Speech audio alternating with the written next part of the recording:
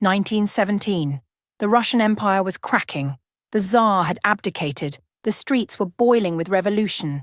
And the once mighty Romanov family had become prisoners in their own palace. Tsarina Tatiana Nikolaevna, graceful, refined, and barely 20, now found herself under house arrest with her sisters. The royal silks were gone, the jewels confiscated. In their place, dim rooms, cold floors, and watchful eyes. And one of those eyes belonged to Dmitri, a young soldier who never expected to be guarding royalty. At first, it was just glances. She would catch him watching her when he thought she wasn't looking. He was younger than the other guards. Kinder, maybe. And she wasn't like the stories of spoiled royals. Tatiana was quiet, dignified, sad. One morning he brought her tea. Their fingers touched, barely. That night Dmitri couldn't sleep. Their conversations were barely more than whispers, a few words here and there when no one was listening. But the silence between them said more than words could.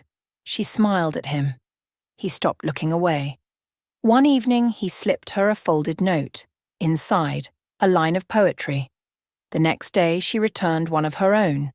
A forbidden bond was growing, and it was too late to stop it. They found hiding places for their words, inside books, under teacups. Every glance, every scribbled verse, every brush of fingertips. It was dangerous, and it was thrilling. Love bloomed not in ballrooms but in prison corridors. She was his prisoner. But in truth they both were. Then came the whispers. The executions were coming. The Bolsheviks didn't want royal survivors. Dmitri knew what that meant. They would kill her. He couldn't let that happen. The plan was insane. A stolen key, a bribe, a cart in the woods. Tatiana would dress as a peasant.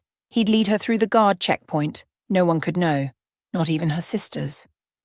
That night, they vanished, slipped into the snow while the palace slept. By morning the guards were shouting. The room was empty. The Tsarina was gone. Weeks later, the Romanov family was executed. All of them, or so they said. But Tatiana's body was never confirmed. And Dmitri? He was never found either. Some claimed they saw her in Paris, veiled and quiet, walking beside a tall man who never left her side. Others said they died in the Ural Mountains trying to escape the Reds. No proof, no graves, just rumors. But maybe that's the ending they wanted.